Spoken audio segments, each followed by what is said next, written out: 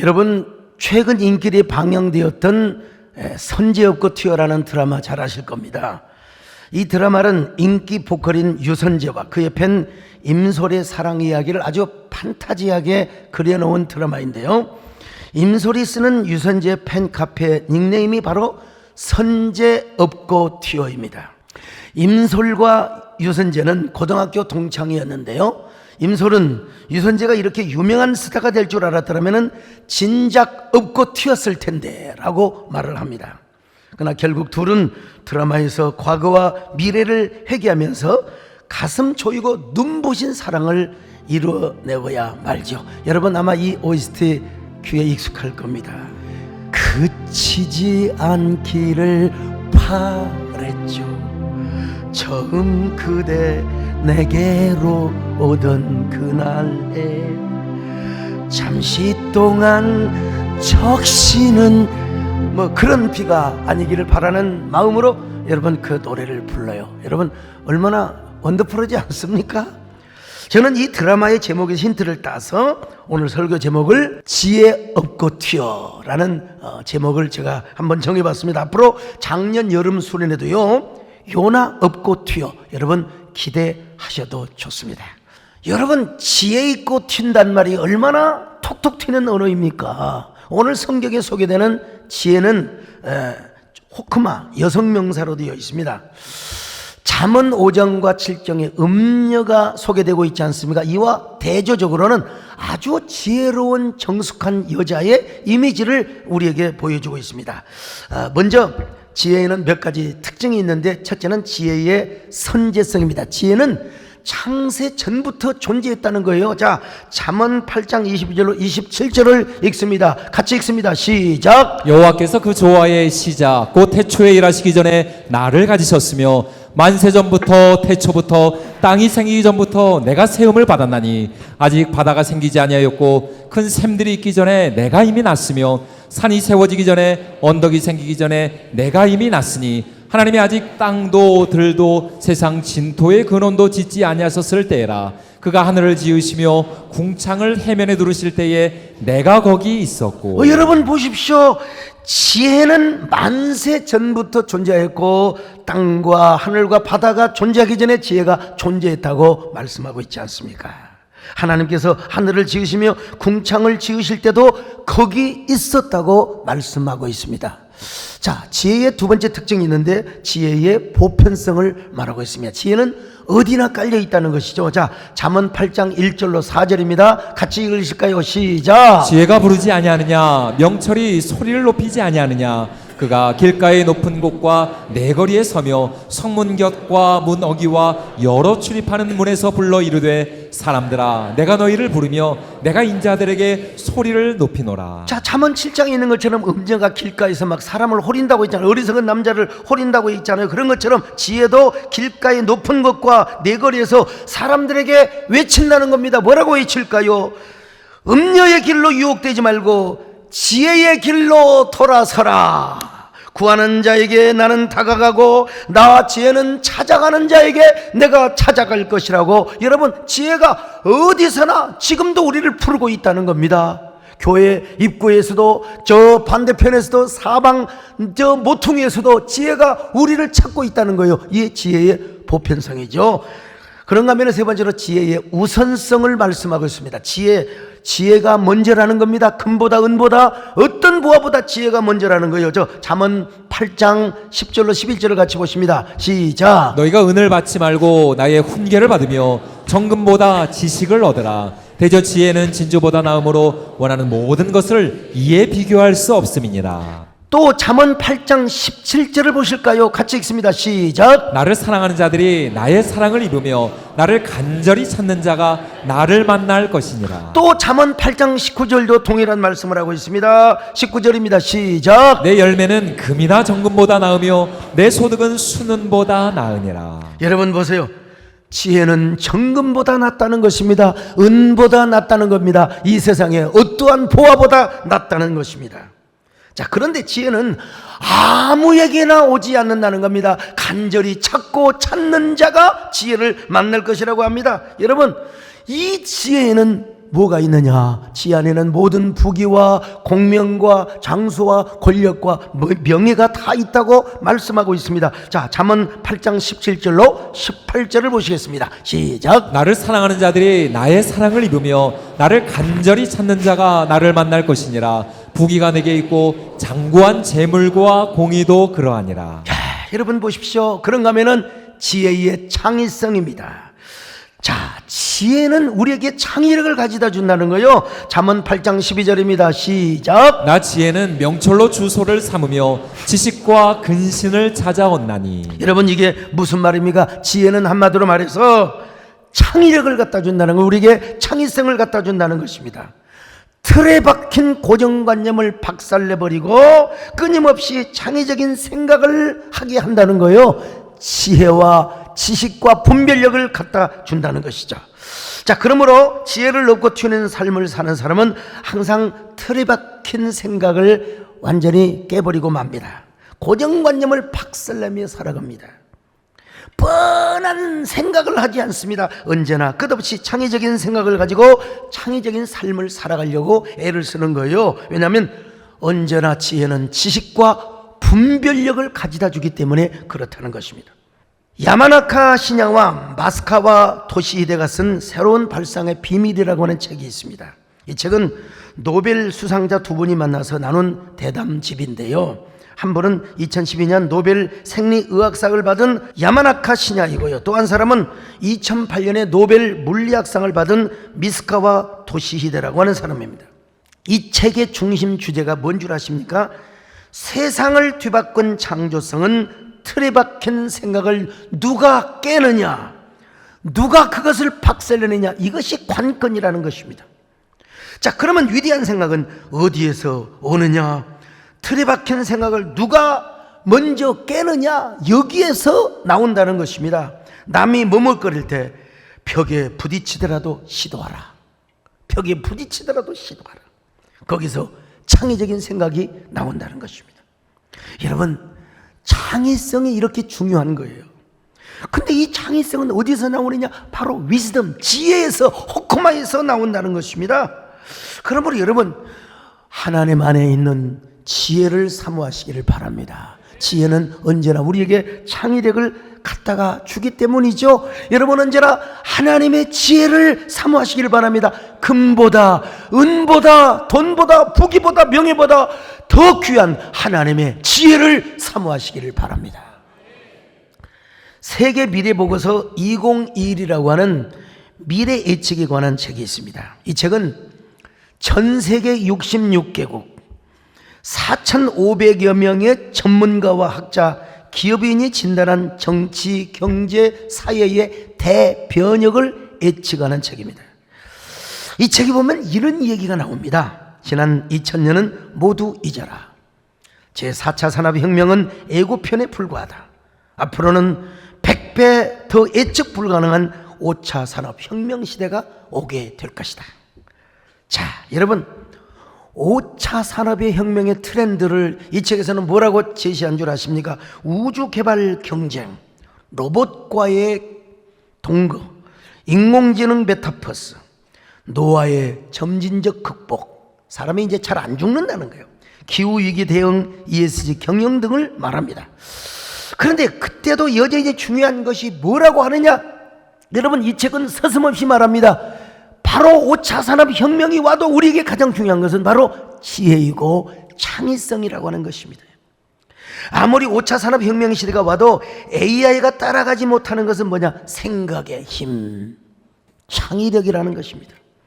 창의성이 이토록 중요하다는 겁니다. 근데 창의성은 어디서 나오느냐?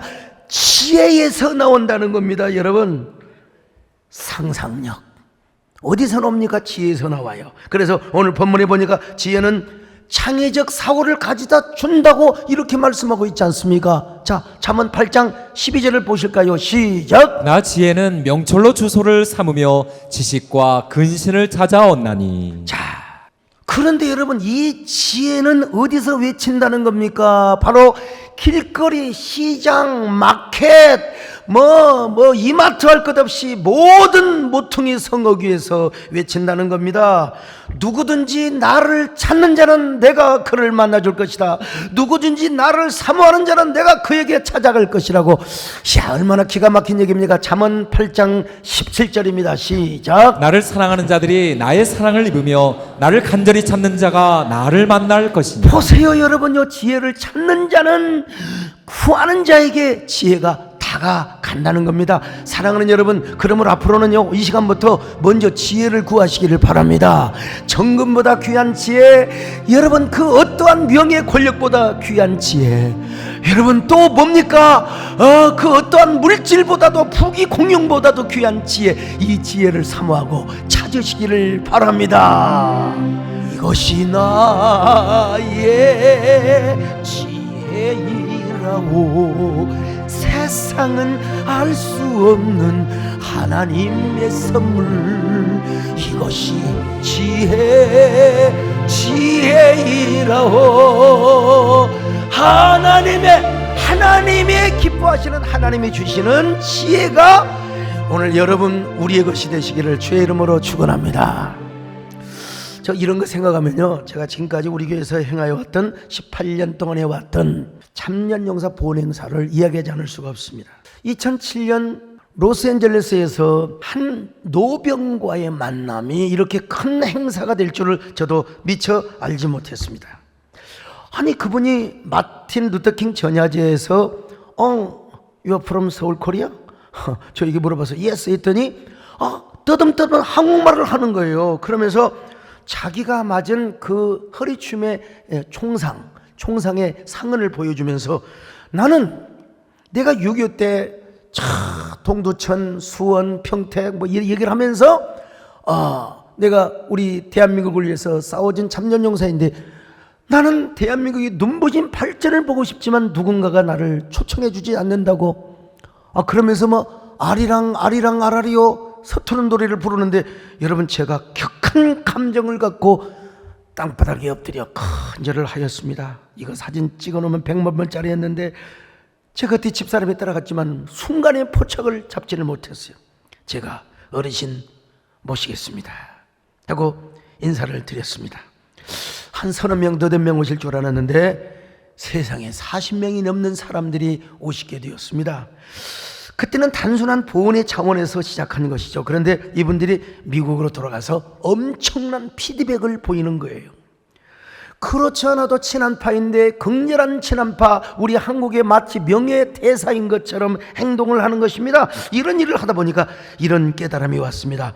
이 일은 민간 애교를 넘어서 공공 애교의 역할을 하는구나. 이 일이야말로 국가의 품격을 높이고 공공 애교의 역할을 하는 것이구나. 저는 이런 지혜가 생겼고 가면 갈수록 창의적인 생각이 드는 것입니다.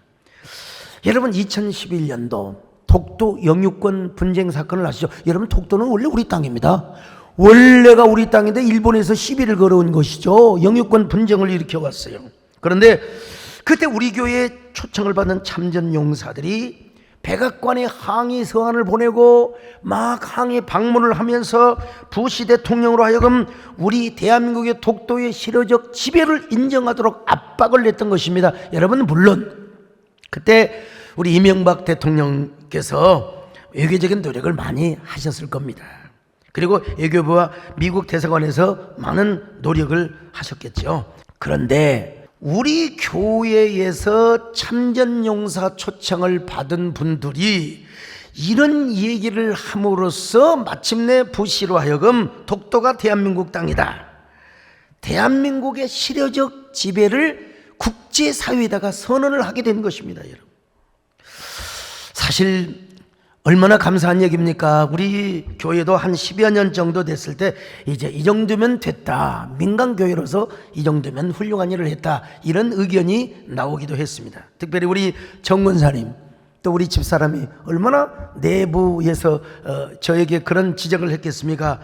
15년이 됐으니까 15년 하면 됐다. 근데 여러분, 이제 내일 모레면 20년을 우리가 맞게 되는 것입니다. 여러분, 그때 집사람이 이 얘기를 하고 또 어떤 사람들이 그런 주장을 제기할 때 길거리에서 계속 저에게 지혜가 저를 향하여 외치는 것 같았습니다. 그리고 내 안에서 지혜의 목소리가 막 핏대를 울리며 저에게 외치는 것 같았어요. 소목사, 기왕 한 일이니까 20년은 채워야지. 20년이 지나가도 한 일이니까 계속해야지. 이 땅에 참전용사 한 분이라도 계실 때까지 우리가 보훈의 정신을 지켜야지. 이건 바로 세된 교회의 트레이드마크고 소목사의 품격의 이미지를 높이는 그런 일이 아니냐. 그리고 국가의 품격을 높이고 대형교회의 대사회적 환원 차원에서 역할을 하는 것이지. 그러면 계속하면 하나님께서 우리 헌신하는 세된 성도들에게 복을 줄 것이고 세된 교회도 더 부흥하며 영향력이 다 멀리가는 그런 교회로 축복해 줄 것이다. 이런 지혜의 음성이 제 가슴을 때렸습니다. 특별히 이 참전용사 보훈 행사는 보훈의 차원을 넘어서 국가의 품격을 높이는 행위가 아니겠느냐. 교회야말로 시대 정신과 사상을 선도하고 이끌어가는 곳이 아니냐. 성경을 봐라. 역대의 연대를 기억하고 과거의 수치 역사를 기억하라고 말하고 있지 않느냐. 성경에 보니까 이런 말씀이 있더라고요. 자, 신명기 32장 7절입니다. 시작. 옛날을 기억하라. 역대 연대를 생각하라. 내 아버지에게 물으라. 그가 내게 설명할 것이요 내 어른들에게 물으라. 그들이 내게 말하리로다. 여러분, 지금 생각해 보니까 정말 그 지혜의 음성이 맞는 것 같더라고요. 지금 우리 시대와 사회는 어떤 사회입니까? 역사를 망각하고 있어요. 고난의 역사, 수치 역사를 망각하는 망각증 속에 살아가고 있습니다. 지금 우리 대한민국은 한민족의 역사 속에서 최상의 번영과 그리고 부귀와 영화를 누리고 있습니다. 최상의 번영과 자유를 누리면서, 그런데 우리는 특별히 젊은 사람들일수록 6.25의 비극을 망각해가고 있다는 거예요. 여러분, 6.25가 얼마나 우리 민족사에 큰 비극과 아픈 상처를 가져다 준 줄 아십니까? 1950년 6월 25일 새벽, 북한은 불법으로 우리 대한민국을 침략했습니다. 그리고 3일 만에 우리나라의 수도인 서울은 함락이 돼버리고 맙니다. 여러 의견이 있지만 그래도 한강 다리를 파괴함으로써 6일 동안 한강 도하를 저지시켰다는 주장이 지배적입니다. 이때에 바로 메가더 장군이 서울을 방문합니다. 그리고 이때 한강을 지키고 있었던 한 소년병을 만나는데 바로 그 소년병이 누군 줄 아십니까? 신동수라는 군인이었습니다. 지금 고인이 되셨지만은 그 피투성이가 되어 있었던 소년병 신동수에게 메가더 장군이 물어봅니다. 자네는 왜 후퇴를 하지 않고 여기에 있는 것인가? 소년병이 이렇게 씩씩하게 대답합니다. 아직 상부에서 후퇴하라는 명령을 내리지 않았기 때문입니다. 그러면 상부에서 끝까지 이 자리에 있으라면 지키겠는가? 예, 당연합니다. 저에게 총과 탄환을 주십시오. 죽음을 각오하고 나의 주국을 지키겠습니다. 여러분, 그때 메가더 장군은 그 소년병 신동수의 눈에서 나오는 그 눈빛을 바라보며 대한민국의 미래를 발견했다는 것 아니겠습니까? 어떻게든지 이 자유 대한민국을 지켜야 되겠구나. 그래서 그는 바로 일본으로 돌아가서 인천 상륙작전을 감행했다는 것 아니겠습니까?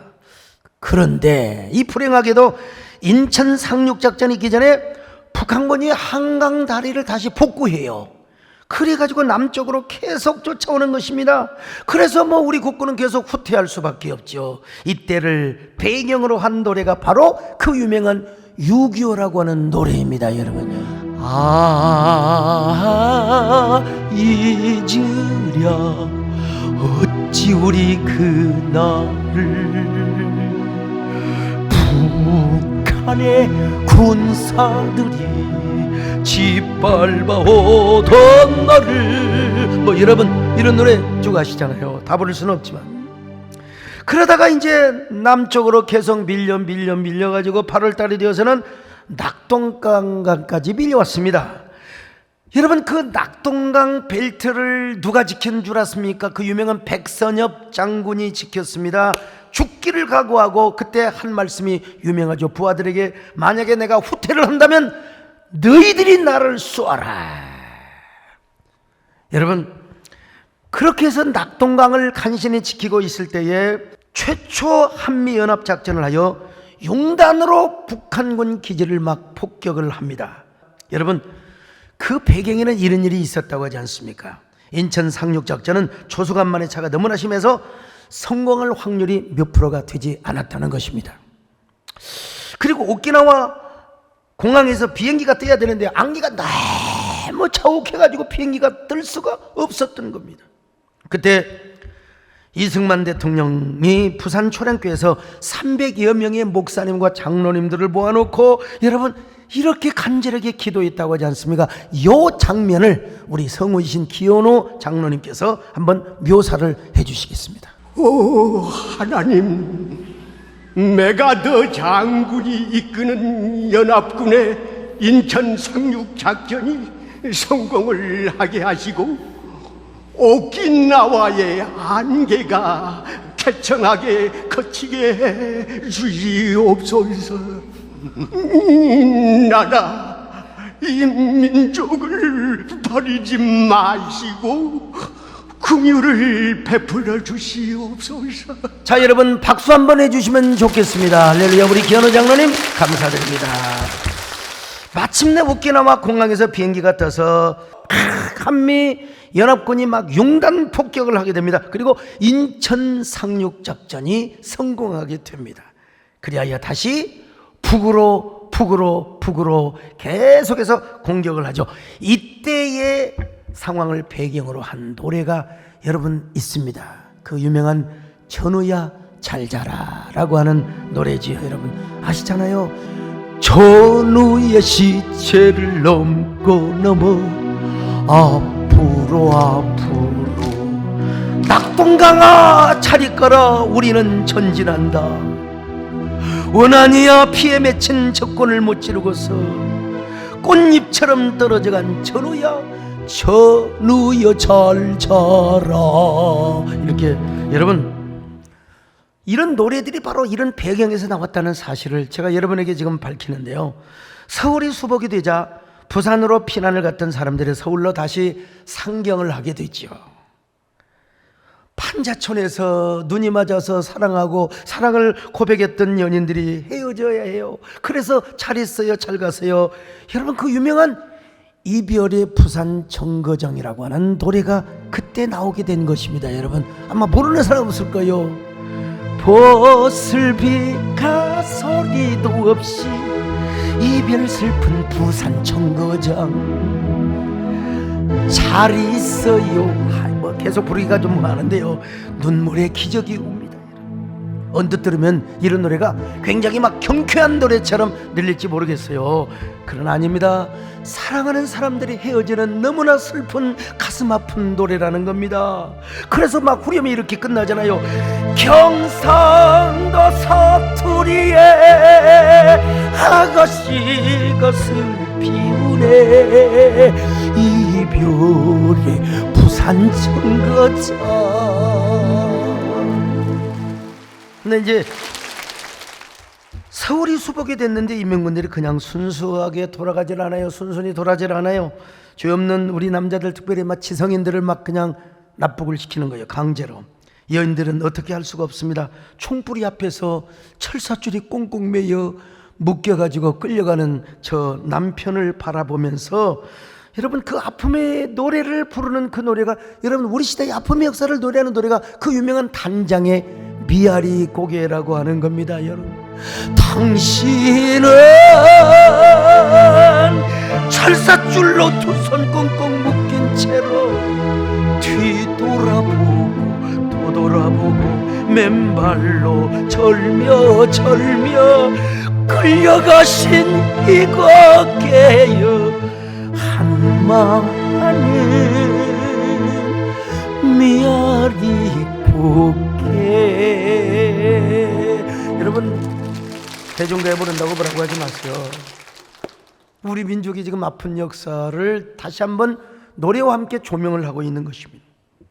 마침내 1950년 10월 1일에 우리 국군은 38선을 돌파합니다. 그래서 오늘도 여러분 국군의 날이 언제인 줄 알아서 10월 1일입니다. 10월 1일 많은 사람들이 10월 1일을 왜 국군의 날이라고 하는지 모르지만은 저도 이철희 장로님을 통해서 알았습니다. 오늘 지금 6.25 전쟁에 대한 대중가사에 얽힌 역사 역시 이철희 장로님한테 여러분 제가 짧은 시간에 특강을 받은 거예요. 여러분에게 지금 전하고 있는 것입니다. 그런데 38선을 통일하고 나서 생겨난 노래, 여러분 또 이 노래를 아시는지 모르겠습니다. 가거라 38선.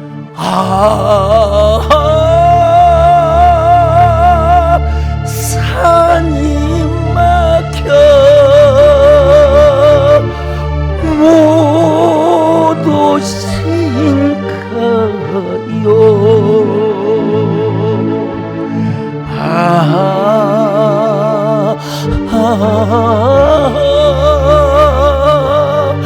물이 막혀 못 오신가요? 여러분 정말 눈물 나지 않으세요? 이런 그 슬픔과 이런 아픔의 역사에 오늘의 우리가 지금 대한민국의 번영과 자유를 누리고 있다는 것입니다. 근데 여러분 그 뒤로 우리 유엔군과 국군은 압록강까지 진격을 합니다. 근데 예상하지 못했던 중공군들이 12만 명이 장진호를 딱 포위하고 있었습니다. 그래서 미 해병 1사단은 12만 명으로 포위를 당하여 전멸의 위기에 놓여 있었습니다. 유엔군들이 여러분 여름에 북진을 할 거 아니겠습니까? 그냥 여름 하복을 입고 간 거예요. 뭐 코트도 안 가져가고 여름 하복을 입고 갔는데 갑자기 포위를 당하니까 10월, 11월, 12월 얼마나 혹독한 날씨입니까? 그래서 대부분의 군인들이 동상에 걸려 다 돌아가셨습니다. 그리고 살아있는 군인들은 마침내 흥남 철수작전에 구출을 받지요. 이 흥남 철수작전의 상황을 여러분 잘 아시죠? 국제시장이라고 하는 영화에서 잘 소개되고 있는데 이 흥남 철수작전에서도 배를 타느라 너무나 많은 군중들이 몰려가지고 세상에 부모와 자녀 그리고 오라버니와 여동생이 서로 생리배를 하게 되는 비참함을 겪게 됩니다. 이때의 아픔을 전해주는 노래가 뭔 줄 아십니까? 바로 굳세어라 금순아라고 하는 노래입니다. 여러분 눈보라가 휘날리는 바람찬 흥남포도에 먹을 놓아 불러봤다 찾아를 봤다. 여러분 비록 대전가요이긴 하지만 참 오늘따라 눈물 나는 순간입니다. 여러분 이 노래 언뜻 보면 경쾌한 곡이기 때문에 경쾌한 노래인 것처럼 보이지만 그렇지 않습니다. 경쾌한 곡에다가 슬픈 가사를 남아놓은 역설적인 노래입니다. 여러분 그래 피눈물을 흘리게 하는 노래죠. 국제시장에서는 이 금순이를 막순이라고 표현했잖아요. 막순아 어디를 가고 길을 잃고 헤매었더냐 피눈물을 흘리면서 1.4.19 나 홀로 왔다. 그런데 여러분 중공군의 개입으로 인해서 1951년 1월 4일에 서울이 또 한 번 피탈을 당합니다. 소위 일사후퇴의 시작이라고 하죠. 그러나 1951년 3월 서울을 재탈환하게 됩니다. 그리고 거의 2년간 계속 그냥 1951년 3월부터 53년 7월까지니까 거의 2년간 막 치열한 공방전, 여러분 아시다시피 뭐 화살고지 전투, 백마고지 전투, 뭐 그다음 피해 능선의 전투, 서로 뺏기고 빼앗기고 계속해서 그래 얼마나 그 젊은 사람들이 이제 징집이 되지 않겠습니까? 뭐 강제로 징집이 되죠. 이제 처음에는 결혼한 남자들을 징집이 안 됐는데 어쩔 수 없이 전쟁이 얘기하다 보니까 여러분 징집되어가는 남편들을 바라보면서 아내들이 노래를 불렀습니다. 그 유명한 노래가 아내의 노래라고 하는 거죠. 여러분 그 징집되는 남편을 바라보며 빠이빠이 하면서 뭐라고 부릅니까? 여러분 님께서 가신 길은 영광의 길이 없기 이 몸은 돌아서서 눈물을 감추었소. 여러분의 젊은 우리 자매님들이요, 젊은 여집사님들, 남편이 전쟁터에 끌려갔다고 생각해 보세요. 다 여러분 앞에서는 못 울고 뒤에서 남편 생각이라면 행주치마를 가지고 눈물을 닦으면서 여러분 이렇게 고백을 한 거예요. 가신 뒤에 내 갈 길도 님의 길이요. 이거 생각하면 정말 얼마나 가슴이 먹먹한지 알 수가 없습니다. 이러다가 이제 마침내 1953년 7월 27일 휴전협정이 조인이 되었습니다. 그리고 아직까지 전쟁은 일어나지 않고 있습니다. 그렇다고 여러분 착각해서는 안 됩니다. 종전은 아닙니다. 정전입니다, 여러분. 그런 의미에서 우리는 이 정전 상태에서 국방의 힘을 키우고 안보력을 갖춰야 한다는 것, 또 그런 의미에서 우리가 참전용사, 초청 보훈행사도 하고 있는 것입니다. 그리고 더 중요한 것은 우리 민족사에 이런 비극이 있었다는 사실을 우리가 기억해야 됩니다. 늘 제가 드리는 말씀이지만 여러분, 이스라엘의 야드바셈 전시실에는 이런 문구가 새겨져 있다고 하지 않습니까? 기억하면 구원의 빛이다. 그러나 망각은 포로 상태로 돌아가는 접경이다. 이스라엘 민족과 우리 민족은 비슷한 역사를 가지고 있습니다. 고난의 역사, 고난의 아픈 얼룩진 역사가 있습니다.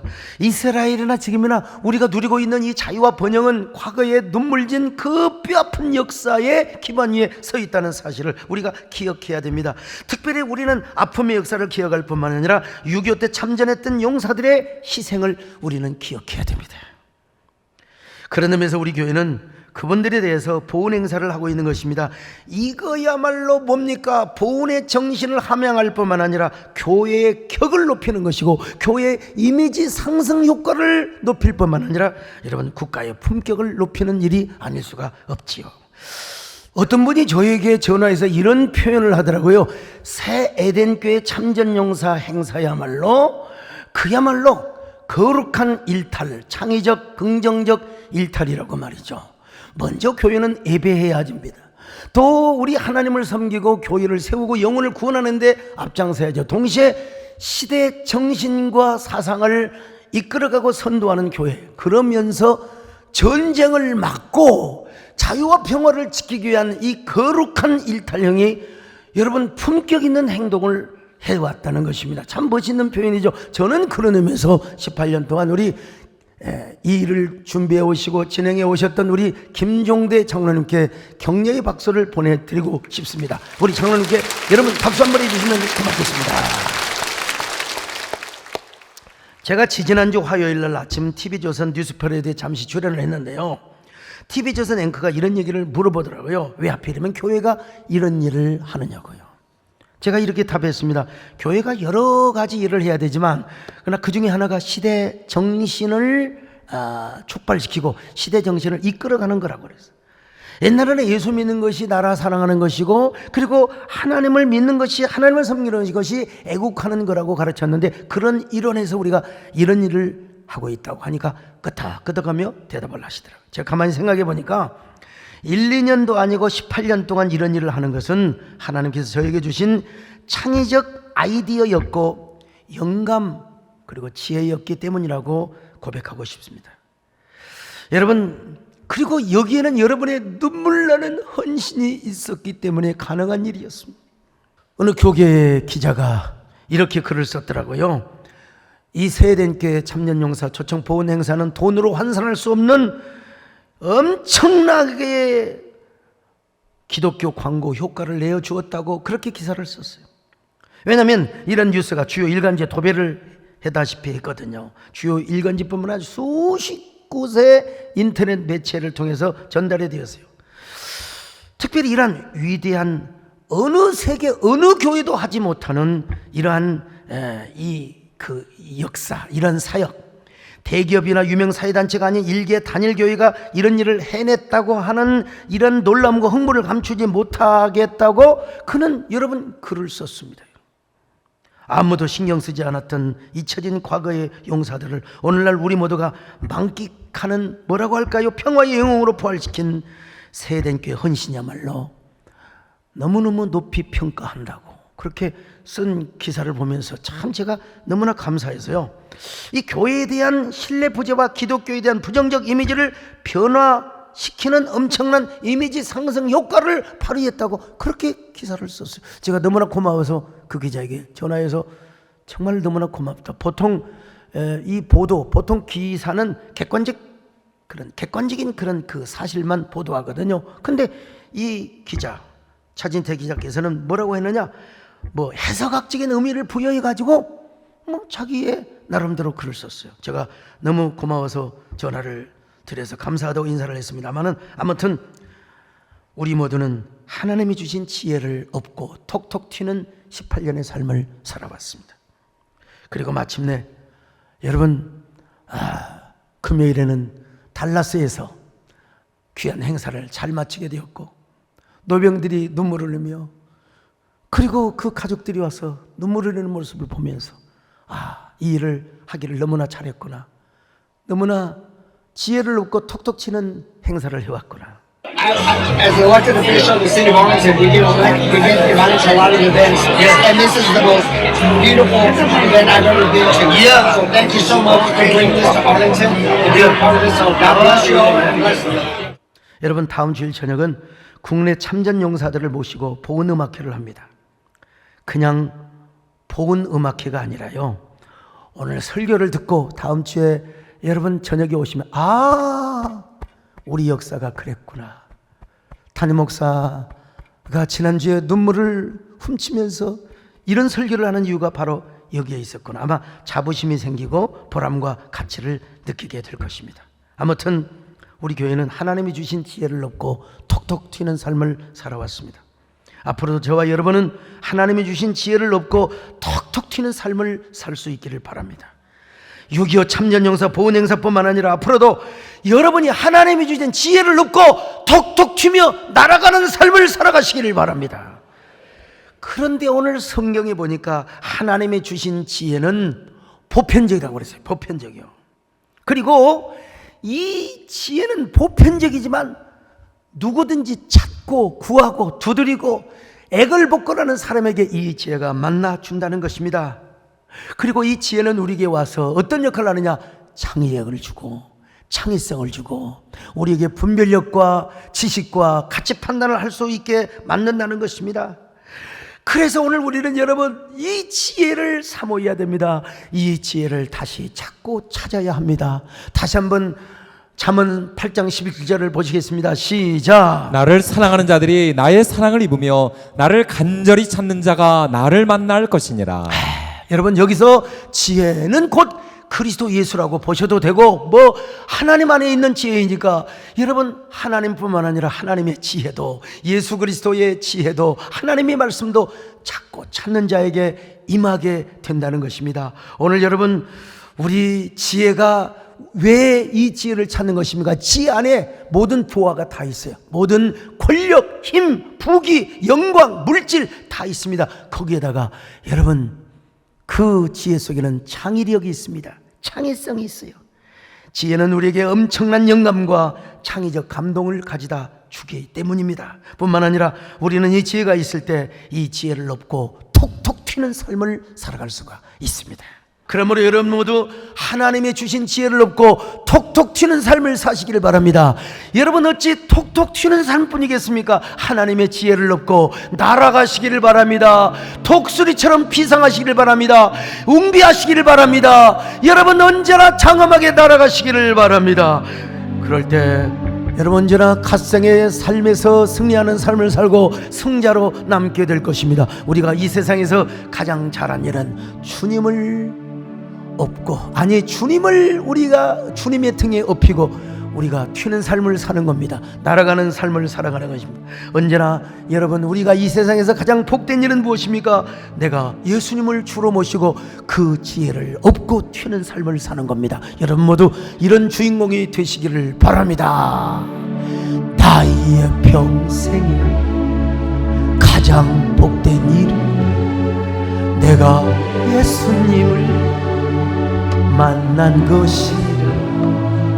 나의 평생에 가장 잘한 일은 내가 예수님의 지혜를 받게 된 것이라.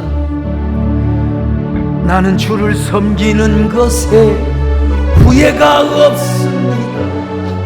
내가 걸어온 모든 시간 다 주의 것이니 내가 걸어갈 모든 날도 주만 섬기며 살리. 오직 예수 이름 부르며 살아가리라. 살아가리라. 살아가리라.